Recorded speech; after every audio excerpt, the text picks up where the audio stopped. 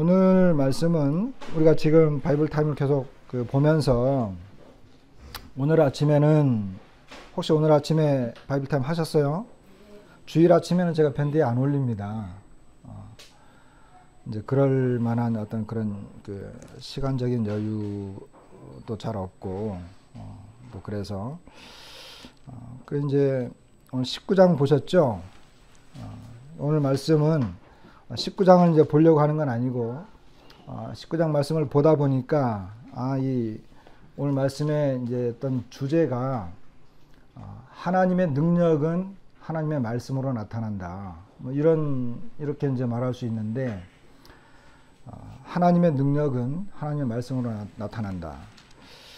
지금 19장은 이제 바울의 3차 전도 여행입니다. 그래서 그 갈라디아와 부르기아 땅으로 이제 가서 그 18장 23절에 보면 그렇게 해서 쭉 간 다음에 이제 그 19장에 오면 바울이 이제 에베소에 왔습니다. 에베소에 와서 8절에 보니까 바울이 회당에 들어가 석 달 동안 담대히 하나님 나라에 관하여 강론하며 권면하되 이렇게 이제 하는 걸 보게 됩니다. 그런데 이제 이렇게 하니까 어떤 사람들은 이제 순종하지 않고 비방하고 이러는 그 사건이 생겼습니다. 그랬을 때 이제 사도 바울이 그들을 떠나서 제자들을 따로 세우고 두란노 서원에서 이제 가르치기 시작하는데 두란노 서원에서는 날마다 이렇게 그 주님의 말씀을 가르쳤습니다. 생각을 해보세요. 여기 이제 10절에 보면 2년 동안 했는데 2년 동안 두란노 서원에서 날마다 성경을 가르쳤어요. 그러니까 아시아에 사는 자들 중에 유대인, 헬라인 할 것 없이 다 주님의 말씀을 들었다. 그리고 사도 바울을 통해서 놀라운 능력들을 행하게 되는데 이제 쭉 그 내용들이 나오다가 마지막에 이제 20절에 가보면 이와 같이 주의 말씀이 힘이 있어 흥왕하여 세력을 얻으니라. 주의 말씀이 힘이 있어서 흥왕했다. 그리고 세력을 얻었다. 이렇게 기록되어진 것을 보게 됩니다. 주님의 말씀이 일어나는 것, 주님의 말씀이 선포되는 것, 그리고 주님의 말씀이 세력을 얻는 것, 이것이 오늘날 표현으로 부흥의 그 원칙입니다. 그냥 성도들이 뭐 많아졌다 이런 문제가 아니고 주님의 말씀이 힘이 있었다, 흥왕했다, 그리고 세력을 얻었다. 그렇게 하면서 사람들에게 이 하나님의 말씀이 계속적으로 전파되고 그리고 하나님의 말씀이 능력으로 나타나게 되고 그 중간에 이제 이런 이 사건들이 있는데 이 사건에 보면 강력한 회개의 역사가 일어났다는 거예요. 강력한 회개의 역사. 근데 그것이 하나님의 말씀으로 비롯된 것임을 보게 됩니다. 특별히 이 사도행전 그 2차 전도 여행 쭉 이렇게 보다 보면 오늘 이제 그 부분을 좀 볼 건데 내용들을 쭉 보다 보면 하나님의 말씀의 이 역사가 결국은 아까 말한 것처럼 부흥의 역사 그리고 세력을 얻어서 영혼들이 계속해서 주님을 믿게 되는 하나님께로 돌아오는 이와 같은 그 역사가 일어나는 걸 보게 됩니다. 오늘날은 하나님의 말씀이 굉장히 많이 선포되는 시대입니다. 매스컴을 통해서 유튜브 들어가서 기독교에 관한 이런 그 내용 말씀을 찾아보면 수많은 교회에서 수많은 설교자들이 하나님의 말씀을 선포하고 있습니다. 그런데 놀라운 것은 기독교가 쇠퇴해 가고 있다고 하는 것입니다. 여기 사도 바울의 3차 전도 여행 에베소에서 하나님의 말씀은 주의 말씀이 힘이 있어 그랬거든요. 그런데 오늘날에는 설교자들은 널리고 널렸는데, 그리고 전 세계 방송을 통해서 하나님의 말씀이 계속 선포하고 있는데 기독교 세력은 약해져 가고 있다고 하는 것입니다. 교회들은 문을 닫고 있고 청소년들은 교회를 떠나가고 있고, 오히려 이슬람 세력이라든지 천주교 세력이 더 우리나라만 봐도 인구 비례로 볼 때 더 활발하게 움직여지고 있습니다. 지난번에 말씀드린 것처럼 우리나라에서도 천주교 인구가 제일 많이 늘어났고, 그 다음에 불교 인구, 기독교 인구는요, 늘어나는 게 아니라 감소하고 있어요. 이게 무엇으로 이게 설명할 수 있느냐? 오늘날 주님의 말씀이 힘을 얻는 것이 아니라 잃어가고 있다고 하는 것입니다. 주님의 말씀이 흥왕한 것처럼 보이지만 그 세력은 약해져 가고 있다고 하는 것입니다. 이상한 일 아닙니까? 우리는 굉장히 위험하고 그리고 조심스럽게 살아가야 되는 이런 시대에 살고 있습니다. 오늘날 기독교의 형식과 모양은 굉장히 부하고 강한 것처럼 보이지만 사실 성령의 역사는 없는 그런 시대에 우리가 살고 있습니다. 하나님의 나라는 말에 있는 것이 아니라 능력에 있다. 사도 바울이 고린도 교회를 향해서 이렇게 이야기했는데, 오늘날 말은 많아요. 그런데 능력은 나타나지 않는 이와 같은 시대에 우리가 살고 있다고 하는 것입니다. 이것은 전 세계적으로 그런 성향을 보이고 있지만 오늘날 우리 자신들에게 이것을 비추어 봐야 합니다. 과연 내가 하나님의 이 성령의 능력 안에서 살아가고 있는가? 내 속에서 하나님의 말씀이 힘을 얻고 있는가? 나를 통해서 하나님의 말씀은 세력을 얻어서 흥왕해 가고 있는가? 아니면 나 자신도 말씀에 붙잡히지 못하고 능력 없이 살아가고 있는 건 아닌가? 오늘 우리가 우리 자신들을 스스로 돌이켜 봐야 되는 이런 내용입니다.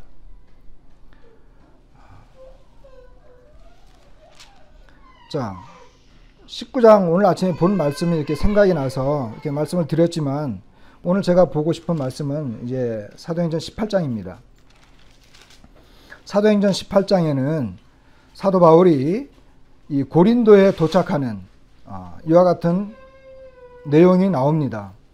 그런데 사도 바울은 이제 2차 전도 여행을 하면서 드로아에까지 왔습니다. 그 16장에 보면, 그 16장 11절에 보면 그 드로아에서 이제 배로 사모드라게로 이렇게 직행했는데, 왜 이런 일이 벌어졌느냐 하면 하나님께서 아시아에서 복음을 전하지 못하게 하시고 사도 바울이 환상을 보죠. 마게도냐 사람이 이렇게 나타나 가지고 건너와서 우리를 도우라. 그래서 이제 마게도냐 지역 쪽으로 가야 된다라고 하는 그 확신이 서게 됐고, 그래서 드로아를 거쳐서 이제 빌립보로 이제 가게 됩니다. 17장 10절에 보면 이제 베레아로 이제 형제들의 손에 의해서 그 이동하는 것을 보게 됩니다. 그런데 그 데살로니가에 있는 사람들이 거기까지 쫓아와 가지고 그 바울 일행을 그 소동을 막 일으켜 가지고 이제 바울이 그 아덴에까지 가도록 형제들의 손에 의해서 아덴이면 오늘날 이제 아테네죠. 거기까지 이제 이동하는 것을 보게 됩니다. 그래서 14절에 보면, 17장 14절에 보면 형제들이 곧 바울을 내보내어 바다까지 가게 하되 실라와 디모데는 아직 거기 머물더라. 그러면서 바울을 인도하는 사람들이 그를 데리고 아덴까지 이르게 됩니다. 그러면서 실라와 디모데를 빨리 오게 하라, 이런 명령을 부탁을 받고 사도 바울이 이제 움직이는 걸 보게 되고, 16절 이후부터는 아덴에서 사도 바울이 또 복음을 전하는 것을 보게 됩니다. 그렇게 해서 18장에 오면 아덴에서 사도 바울이 복음을 전하다가 고린도에까지 도착하는 이런 장면이 나오는 것입니다. 그런데 고린도에서 그 1절부터 보게 되면 아굴라라 하는 본도에 사는 유대인을 만나죠. 예, 우리가 잘 알고 있는 그 브리스길라와 아굴라, 이 사람들을 만나게 되고, 그리고 회당에서 이제 복음을 계속 전합니다. 그러면서 5절 말씀을 보게 되면, 자, 5절 말씀을 좀 보겠습니다. 18장 5절. 실라와 디모데가 마게도냐로부터 내려오매. 자, 아까 실라와 디모데가 베레아까지 함께 왔다가 유대인들이 막 소동을 일으키니까 사도 바울이 아덴으로 이동하잖아요. 형제들의 손에 의해서 아덴까지 이제 움직여 갈 때 실라와 디모데를 베레아에서 이제 데살로니가로 다시 보내고 바울만 이동을 한 것입니다. 그런데 아덴을 거쳐서 고린도에 왔을 때 실라와 디모데가 마게도냐로부터 내려왔다. 이렇게 이야기하는 걸 보게 됩니다. 그러면서 5절 후반부에 보면 바울이 하나님의 말씀에 붙잡혀 유대인들에게 예수는 그리스도라 밝히 증언했다. 이렇게 이야기하는 걸 보게 됩니다. 실라와 디모데가 마게도냐로 내려오니까 하나님의 말씀에 붙잡혔습니다. 그리고 바울은 이 예수는 그리스도라고 하는 것을 강력하게 증언하는 걸 보게 됩니다. 사도 바울이 하나님의 말씀에 붙잡혔다. 이렇게 표현하는 걸 보게 됩니다. 그런데 그 앞에 실라와 디모데가 마게도냐로부터 왔을 때, 이것은 구체적으로 이야기하면 데살로니가에서 엄청난 소동이 일어났잖아요. 데살로니가는 굉장히 큰 도시예요. 그런데 거기에서 엄청난 소동이 일어났고 유대인들이 박해를 하니까 이제 쫓겨서 고린도까지 왔는데,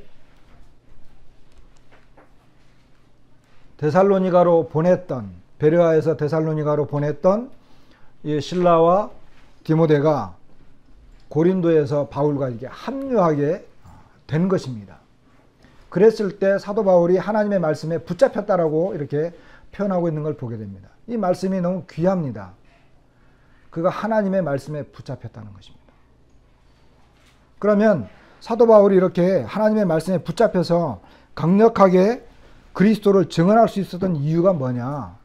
그것은 우리가 데살로니가를 좀 보면 어느 정도 이해할 수 있습니다.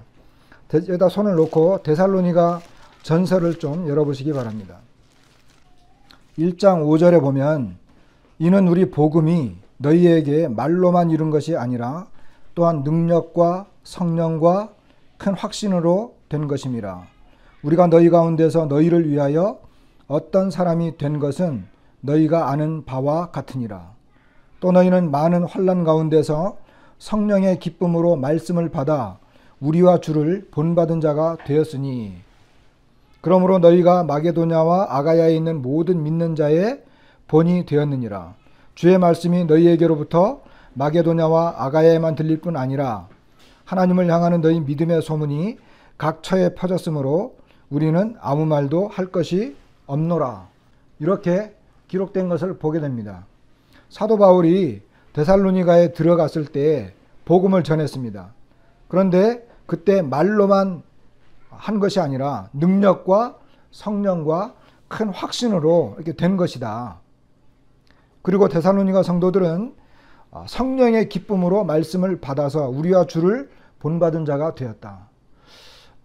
사도행전 16장에는 사도 바울이 데살로니가에 도착했을 때 3주 동안 하나님의 말씀을 강해했다고 나온 걸 보게 됩니다. 새 안식일 동안 하나님의 말씀을 강론하며 성경을 가르쳤다. 이렇게 이야기하는 걸 보게 되는데, 이때 데살로니가 성도들은 이 성령의 기쁨으로 말씀을 받았다라고 이야기합니다. 성령의 기쁨으로. 데살로니가 성도들에게 강력하게 역사하신 것은 하나님의 말씀과 성령이었습니다. 다시 말하면 하나님의 말씀이 증거되어질 때 성령께서 역사했다라고 하는 것입니다. 이거 굉장히 중요한 것입니다. 저 자신도 이 내용에 대해서는 굉장히 두려움이 있고 그 경각심을 늘 갖습니다. 왜냐하면 우리가 하나님의 말씀을 증거하고 아까 말한 것처럼 오늘날 많은 성경에 대한 가르침과 설교가 난무하고 있지만 과연 성령께서 함께하고 계시느냐? 성령께서 그 말씀과 함께하고 있느냐? 성령의 깨달음으로 깨달음들이 오고 있느냐? 여기 데살로니가 성도들처럼 성령의 기쁨으로 주님의 말씀이 받아들여지고 있느냐라고 하는 것입니다. 다시 말하면 하나님의 말씀이 그냥 던져지는 것인지 아니면 그들 가운데서 능력으로 역사하고 있는지. 우리는 종종 설교자에게 책임을 돌리기도 합니다. 설교자에게 굉장히 중요하죠. 다시 말하면 말씀을 증거하는 사람이 성령의 감동으로 정말 성령과 함께 하심으로 성령이 증거하는 말씀을 따라서 증거하는 것 굉장히 중요합니다. 그리고 받는 사람들도 마찬가지입니다. 받는 사람들도. 성령이 함께하지 않으면 말씀은 들어도 말씀이 아니에요. 성령께서 깨닫게 하시고 성령의 이 능력과 역사가 함께 일어나지 않으면 아무리 말씀을 증거하거나 또는 들어도 의미가 없다라고 하는 것입니다. 하나님의 말씀은 그런 것입니다. 우리가 하나님의 말씀을 읽고 묵상할 때에도 성령께서 우리와 함께하지 않으면 그냥 글을 읽은 거예요. 성경을 읽은 것이지 하나님의 말씀이 나에게 개인적으로 성령의 감동으로 말씀이 정말 나에게 살아서 역사하는지. 그런데 데살로니가 성도들은 성령의 기쁨으로 말씀을 받았다. 그 결과가 어떻게 나타납니까? 우리와 주를 본받았다라고 하죠. 이게 성령의 역사입니다. 말씀을 전하는. 여기 이 사도 바울이 그 다음에 이제 그 2장에 가면 3절에 보면 우리의 권면은 간사함이나 부정에서 난 것이 아니요 속임수로 하는 것도 아니라 오직 하나님께 옳게 여기심을 입어 복음을 위탁받았으니 우리가 이와 같이 말하면 사람을 기쁘게 하려 함이 아니요 오직 우리 마음을 감찰하시는 하나님을 기쁘시게 하려 함이라. 너희도 알거니와 우리가 아무 때에도 아첨하는 말이나 탐심의 탈을 쓰지 아니한 것을 하나님이 증언하시느니라.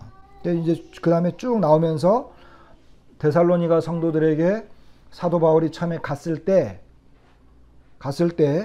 그가 오직 이 하나님을 기쁘시게 하기 위해서 이 복음을 증거했던 것을 보게 됩니다. 그리고 사도 바울이 데살로니가 성도들을 정말 이 아비가 자녀를 돌보는 것처럼 그리고 유모가 이 자식을 돌보는 것처럼 그들을 진실로 사랑했다라고 하는 것을 그가 증언하고 있는 것을 보게 됩니다.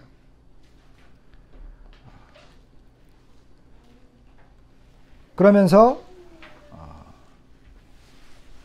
우리가 잘 아는 것처럼 13절에 보면 이러므로 우리가 하나님께 끊임없이 감사함은 너희가 우리에게 들은 바 하나님의 말씀을 받을 때에 사람의 말로 받지 아니하고 하나님의 말씀으로 받음이니 진실로 그러하도다. 이 말씀이 또한 너희 믿는 자 가운데에서 역사하느니라. 이렇게 이야기하는 걸 보게 됩니다. 데살로니가 성도들이 하나님의 말씀을 받을 때에 사람의 말로 받지 아니하고 하나님의 말씀으로 받았다. 그러니까 그 말씀이 믿는 자 가운데서 역사했다.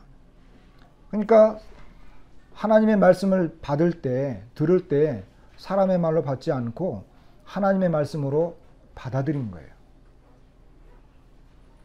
그러니까 데살로니가에 들어갔을 때 사도 바울이 사람을 기쁘게 하지 아니하고 오직 하나님을 기쁘시게 하기 위해서 그가 이 복음을 정확하게 전했고, 그리고 데살로니가 성도들은 사도 바울의 그 사랑과 희생, 그리고 그 능력, 성령의 능력으로 나타나는 그 말씀을 성령의 기쁨으로 받아들였어요.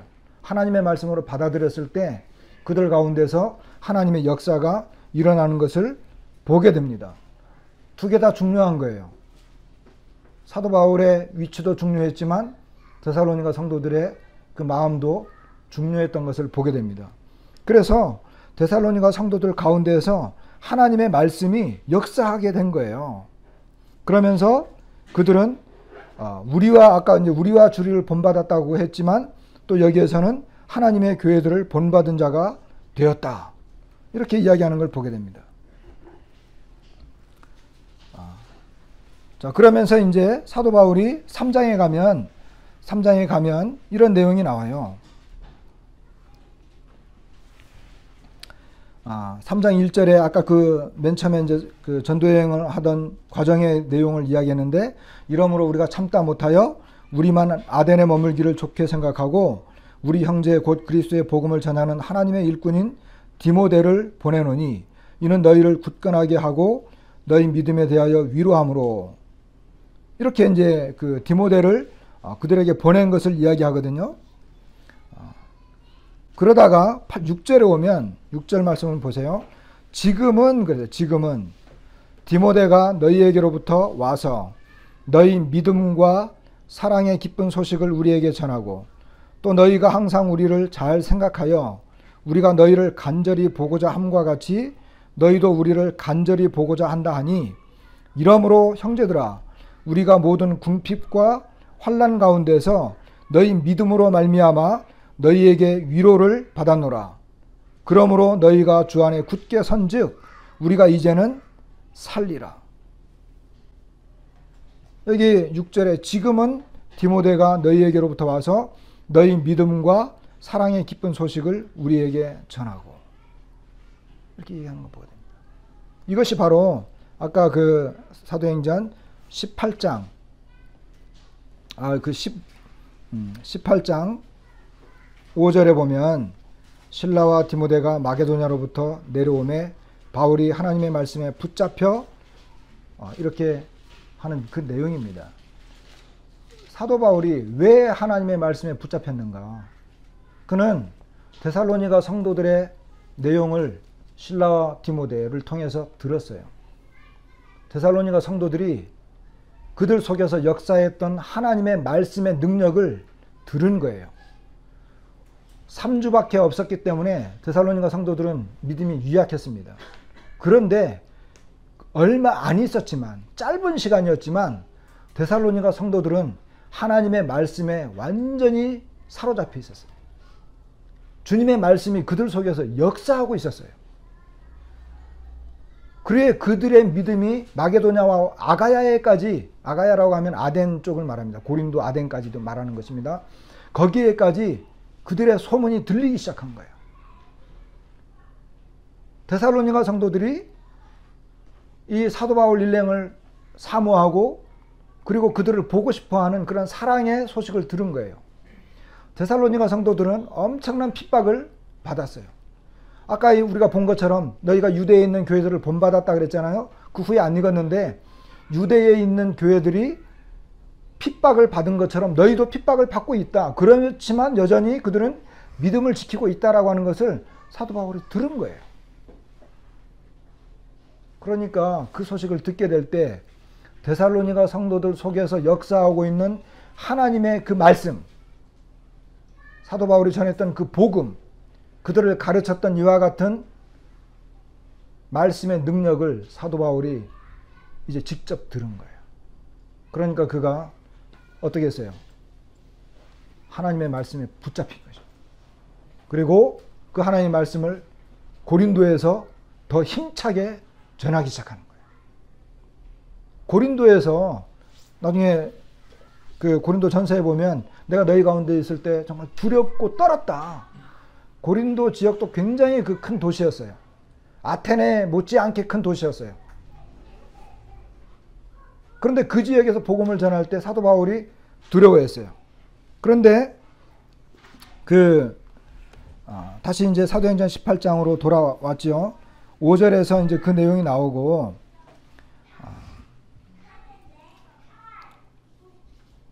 거기서 이제 하나님의 말씀이 이제 증거되어지니까 또 많은 사람들이 주님께로 돌아왔습니다. 그런데 9절에 보면 밤에 주께서 환상 가운데 바울에게 말씀하시되 두려워하지 말고 침묵하지 말고 말하라. 내가 너와 함께 있음에 어떤 사람도 너를 대적하여 해롭게 할 자가 없을 것이니 이는 이 성중에 내 백성이 많음이라 하시더라. 1년 6개월을 머물며 그들 가운데서 하나님의 말씀을 가르치니라. 고린도에서 1년 6개월을 머물면서 사도 바울이 정말 이 주님의 이 약속처럼 두려워하지 말고 침묵하지 말고 말하라. 내가 너와 함께 하겠다. 이 성중에 내 백성이 많다. 그러니까 사도 바울이 여기서 계속해서 복음을 전한 것입니다. 여기 이제 이 문제들이 이제 일어나서 다시 이제 에베소로 이제 움직이기 시작하는데 고린도 지역에서 사도 바울은 1년 6개월 동안 데살로니가에서는 약 한 3주밖에 없었지만 1년 6개월 동안을 고린도에 머물면서 하나님의 말씀을 가르쳤다. 이렇게 기록된 것을 보게 됩니다. 사도 바울이 데살로니가에서 그 말씀의 역사가 일어났고 말씀의 열매가 맺히고 그곳에서 데살로니가 성도들이 말씀에 굳게 서서 믿음을 지키고 사도 바울과 주님을 본받는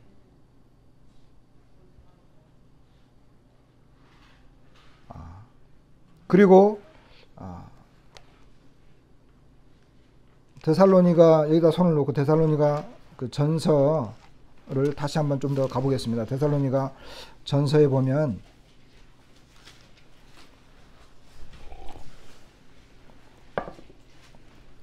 4장에 가보면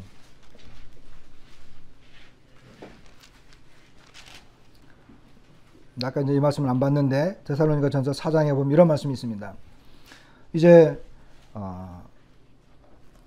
4장 1절 그러므로 형제들아 우리가 끝으로 주 예수 안에서 너희에게 구하고 권면하노니 너희가 마땅히 어떻게 행하며 하나님을 기쁘시게 할 수 있는지를 우리에게 배웠으니 이렇게 이야기해요.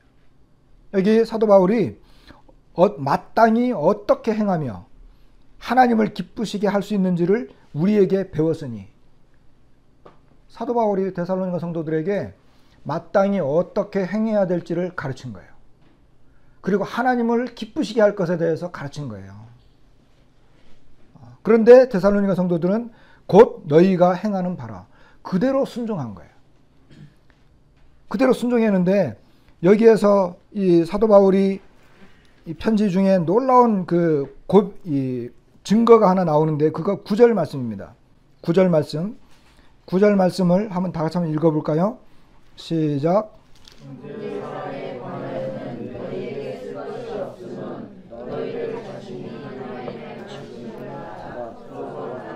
예, 여기 사도 바울이 몇 가지 권면을 하고 있는데 형제 사랑에 대해서 이야기하면서 뭐라고 표현하고 있느냐면 너희에게 쓸 것이 없으면 너희들 자신이 그 다음 뭐라고요? 하나님의 가르치심을 받아 서로 사랑했다는 거예요. 그러니까 데살로니가 성도들은 사도 바울의 가르침을 이제 넘어선 거예요. 사도 바울의 가르침을 넘어서서 누구의 가르침을 받고 있어요? 하나님의 가르치심을 직접 받고 있는 거예요. 이게 정말 놀라운 거예요. 그러니까 사도 바울이 그들에게 가서 마땅히 행할 것을 가르쳤습니다. 하나님을 기쁘시게 하는 것이 어떤 것인지를 가르쳤습니다. 그들에게 주님의 말씀을 강론하고 설명하면서 그들을 풀어 이야기했습니다. 그런데 놀라운 일이 벌어진 것이 뭐냐 하면 그들은 그 말씀을 순종하면서 형제 사랑에 이르게 됐는데 그들이 그렇게 한 이유가 뭐냐 하면 하나님으로부터 이제 가르치심을 받았다는 거예요. 이것은 성령의 역사입니다. 그리고 이것이 주님의 말씀의 역사입니다. 우리는 하나님의 말씀을 이렇게 가르치는 시간이 있습니다. 이것은 하나님의 말씀을 가르쳤지만 우리가 하나님의 말씀을 듣고 배웠지만 그러나 거기에서 더 나아가서 이제는 하나님으로부터 직접 가르침을 받는 것입니다.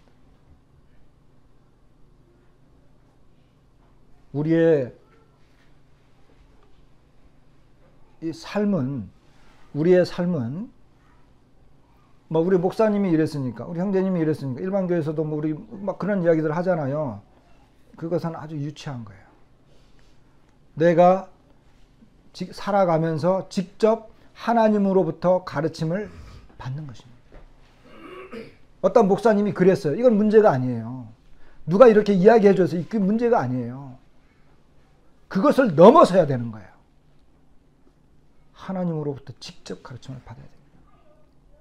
우리가 말씀을 보는 이유는 그 하나님의 음성을 듣기 위한 것입니다. 제가 우리 아이들하고 밤에 기도할 때마다 제가 늘 기도하는 게 그것입니다. 말씀의 사람이 되십시오. 되기를 원합니다. 하나님의 가르침을 받기를 원합니다. 하나님께서 직접 나에게 가르치고 그 가르침을 통해서 살아가지 않는다고 한다면 나는 굉장히 피동적인 사람이 될 수밖에 없어요. 교회에서 시키는 대로만 해요. 장로 형제님들이 시키는 대로만 해요. 그것 이상은 안 해요. 그런데 하나님의 말씀을 직접 가르침을 받고 살아가면 거기에 놀라운 사랑이 일어납니다. 근데 데살로니가 성도들이 정말 얼마 안 됐지만 그렇게 한 거예요.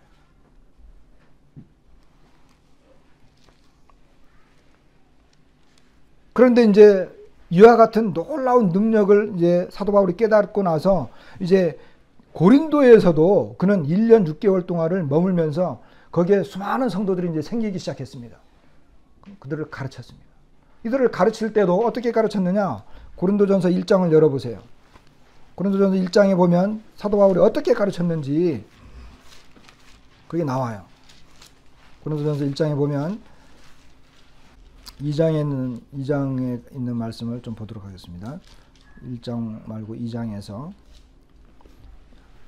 2장 1절에 보면 형제들아 내가 너희에게 나아가 하나님의 증거를 전할 때에 말과 지혜의 아름다운 것으로 아니하였나니 내가 너희 중에서 예수 그리스도와 그가 십자가에 못 박히신 것 외에는 아무것도 알지 아니하기로 작정하였습니다. 내가 너희 가운데 거할 때에 약하고 두려워하고 심히 떨었노라. 내 말과 내 전도함이 설득력 있는 지혜의 말로 하지 아니하고 다만 성령의 나타나심과 능력으로 하여 너희 믿음이 사람의 지혜에 있지 아니하고 다만 하나님의 능력에 있게 하려 하였노라. 한마디로 이야기하면 내 말과 내 전도함이 설득력 있는 지혜의 말로 하지 않았다. 성령의 나타나심으로 했다. 사람의 지혜에 있지 아니하고 하나님의 능력에 있게 하기 위해서 1년 6개월 동안 하나님의 사도행전에는 1년 6개월을 거하면서 하나님의 말씀을 가르쳤다 그랬어요. 그 하나님의 말씀을 가르칠 때 사도 바울이 간절하게 원했고 그 속에서 나타났던 능력이 뭐냐? 그가 지혜로운 말로 사람을 설득시키려고 하지 않았다는 것입니다. 고린도와 아테네는 이쪽은 헬라 문화에 강력하게 지배를 받는 도시입니다. 헬라 이 문화가 자리를 잡고 있는 이 중심지였습니다. 세상의 모든 철학이 다 거기에서 나왔어요.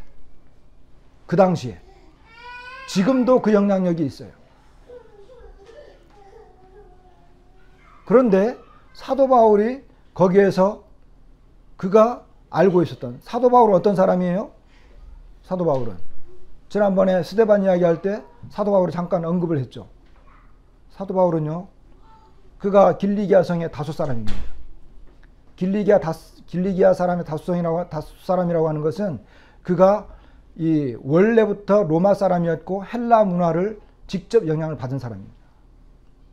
그리고 그는 어렸을 때 헬라 문화에 영향을 받았을 뿐만 아니라 특별히 그는 어렸을 때 유대로 보내져 가지고 가말리엘의 문화에서 자라나도록 이 부모의 영향을 받았습니다. 그리고 유대의 영향을 받았습니다. 율법의 모든 정통한 것을 다 배웠습니다. 그러니까 사도 바울은 헬라에 정통했고 이 히랍, 로마에 정통을 했고 유대 문화에 정통한 사람입니다. 율법의 의로는 흠이 없는 사람이라고 이야기했습니다. 그가 첫 번째 여행 구브로로 가면서 그는 사울이라고 하는 이름을 쓰지 않냐고 누가는 바울이라고 하는 이름을 계속 씁니다. 사울은 유대식 이름이고 바울은 로마식 이름이라고 그랬죠. 이것은 뭘 말하냐면 이제 이방 세계에 복음을 전할 때 사도 바울이 로마 사람처럼 헬라 사람처럼 그리고 아덴에서 어떻게 했어요? 아구스도 사람과 이런 철학자들을 만나서 매일 강론했던 사람이에요. 변론했던 사람이에요. 그런데 그가 고린도에서 그러한 식의 설득력 있는 말을 사용하지 않았다는 것입니다. 사도 바울이 강력하게 역사했던 것은 뭐예요? 그리스도와 십자가였어요.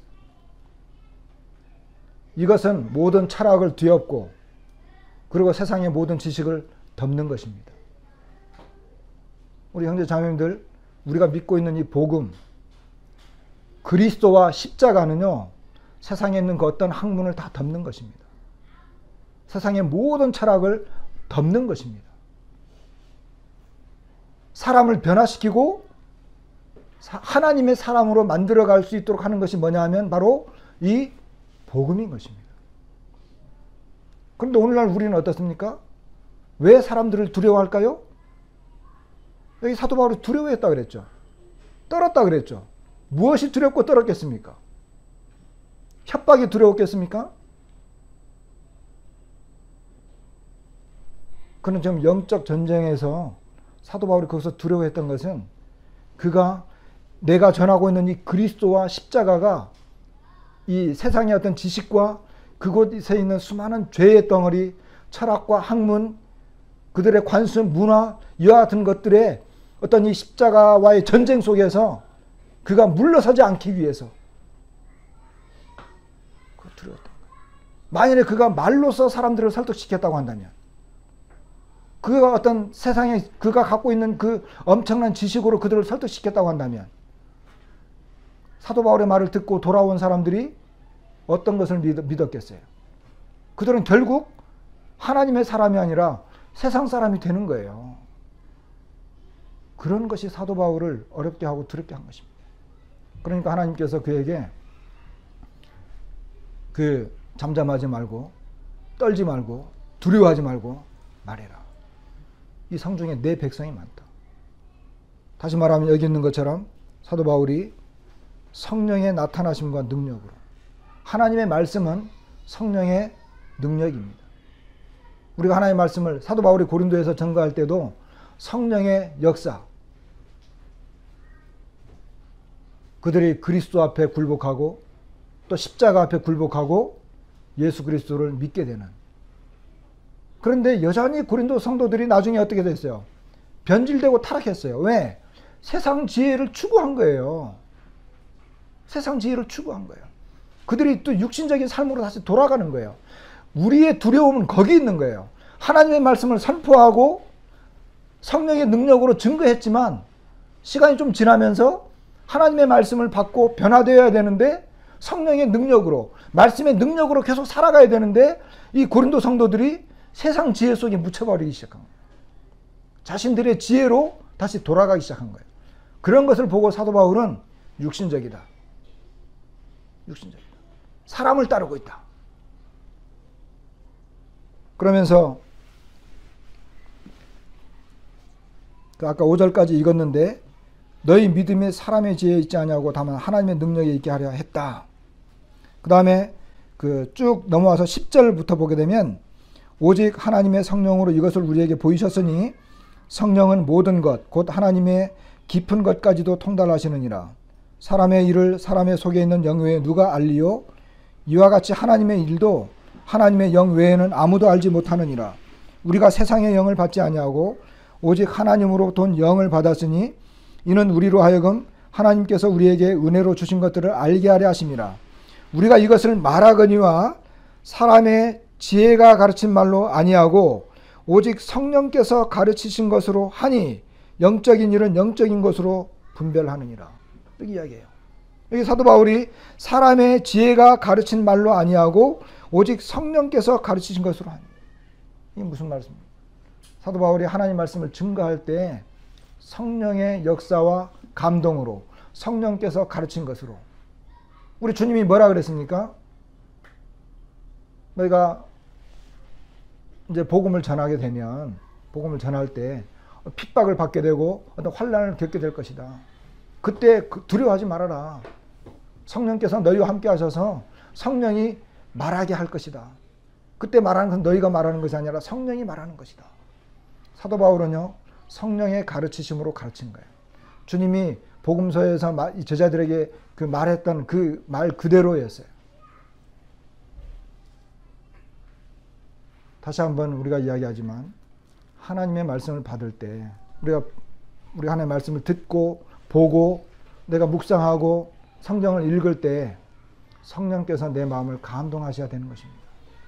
성령께서 내 마음을 가르치셔야 되는 것입니다. 그냥 문자적인 내용을 이해하고 그 내용을 넘어가는 게 아닙니다. 우리의 삶의 변화는 말씀의 능력, 성령의 능력입니다. 성령께서 내 마음에 말씀하시고 그 말씀을 가르치시고 깨닫게 하셨을 때 정말 내가 변화되는 거예요. 변화되지 않는다라고 하는 것은 여전히 성령께서 내 속에서 역사하지 않는 것입니다. 이것은 변명의 여지가 없어요. 내가 주님을 섬기면서 변화되지 않고 있다. 성령의 역사가 일어나지 않는 것입니다.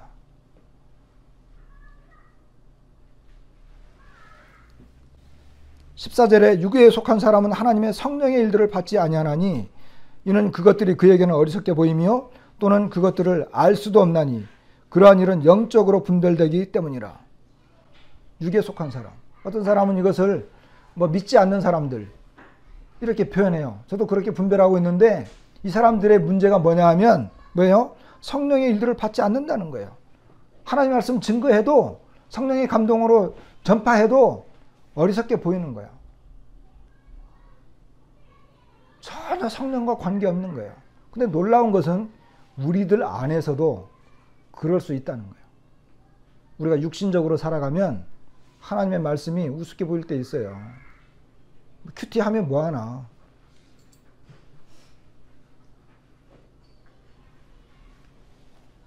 그래서 3장에 가면 내가 신령한 자들을 대함과 같이 너에게 말할 수 없어서 육신에 속한 자 곧 그리스도 안에서 어린아이들을 대함과 같이 하노라.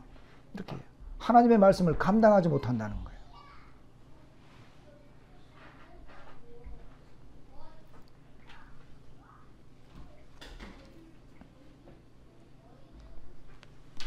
사도 바울은 다시 이제 18장으로 가면 말씀을 마치도록 하겠습니다. 사도행전 18장으로 넘어가면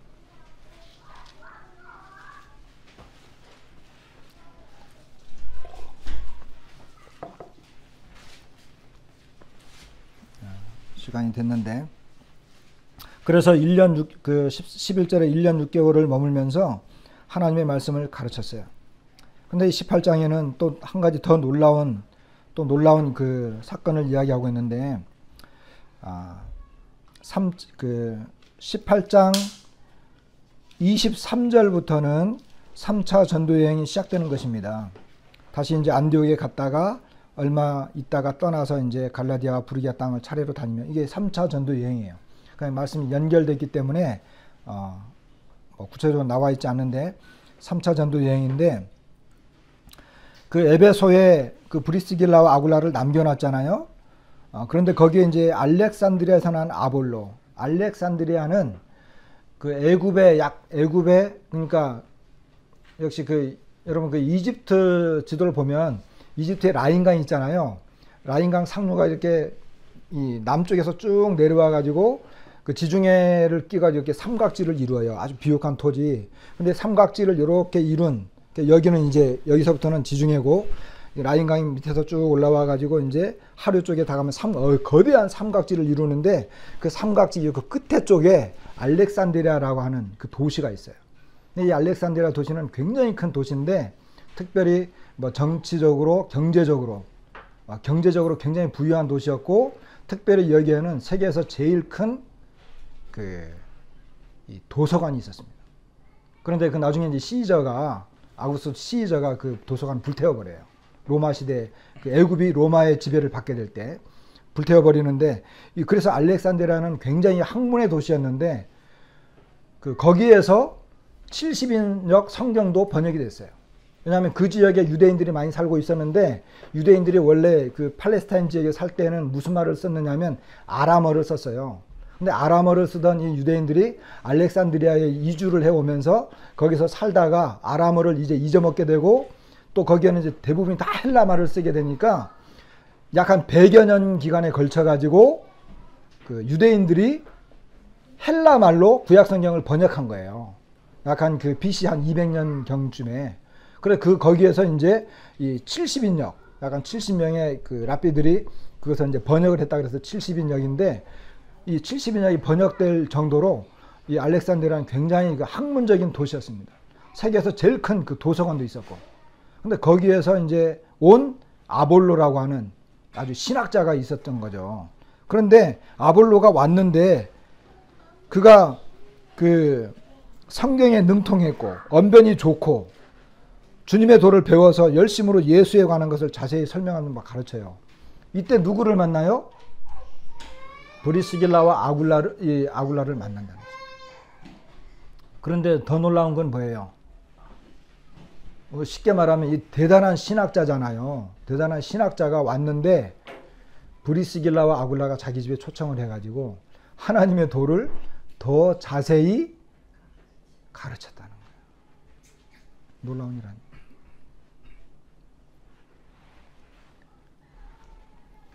그리고 결국 아볼로가 이 하나님의 도를 더 배워서 이제 고린도로 떠나게 되는데 28절에 보면 고린도를 떠나게 될 때 고린도에 가서 그가 이제 어떤 일을 했느냐면 이는 성경으로서 예수는 그리스도라고 증언하여 공중 앞에서 힘있게 유대인의 말을 이기미르라. 여기도 보면 성경으로서 이야기하는 걸 봐요. 성경은 성령의 역사가 나타나게 되는 하나님의 말씀입니다. 우리가 하나님의 말씀을 보게 될 때 좀 어떻게 하나님의 말씀을 봐야 되는지. 우리 어제도 이제 복음 시간을 가졌지 않습니까? 우리 강희권 씨하고 이제 많은 교제를 했는데 우리가 구원받게 되면 이 성경 말씀에 이 성경 말씀을 조심스럽게 봐야 됩니다. 성경을 보더라도 정말 하나님의 감동으로 하나님께서 나에게 주시는 말씀으로 이 말씀이 나에게 개인적으로 적용되도록 우리가 봐야 되는 것입니다. 사도 바울이 디모데에게 편지한 것처럼 내가 어려서부터 성경을 알았나니 성경은 능히 너로 하여금 그리스도 예수 안에 있는 믿음으로 말미암아 구원에 이르는 지혜가 있게 하느니라. 그러니까 성경을 통해서 구원받게 하는 거예요. 그렇잖아요. 모든 성경은 하나님의 감동으로 된 것으로 교훈이 뭐예요? 교훈은 킹제임스 번역으로 보면 교리라고 번역이 됐어요. 교훈은 우리를 인도해 준다는 말이에요. 우리를 인도해 준다. 우리를 인도해 줄 수 있는 유일한 것이 뭡니까? 바로 성경이라는 거예요. 책망과 바르게 함과 의로 교육하기에 유익하니. 이는 내가 하나님의 사람으로 온전케 하며 모든 선한 일을 행하기에 온전케 하려 함이라. 이렇게 해서 성경은 우리에게 하나님의 사람이 되게 하고 이 선한 일을 하도록 우리에게 권고하는 이런 말씀이에요. 그러니까 사도 바울이 이 전도여행을 하면서 이 사도행전 18장에 보면 이 하나님의 말씀의 능력이 이렇게 굉장히 나타나요. 근데 이것이 오늘날 우리에게도 나타나야 된다. 우리 각자의 삶 속에서 말씀의 능력이 나타나야 된다. 성령의 능력이 나타나야 된다. 오늘 이와 같은 내용들을 이렇게 좀 같이 교제를 해보게 되었습니다. 말씀을 마치겠습니다.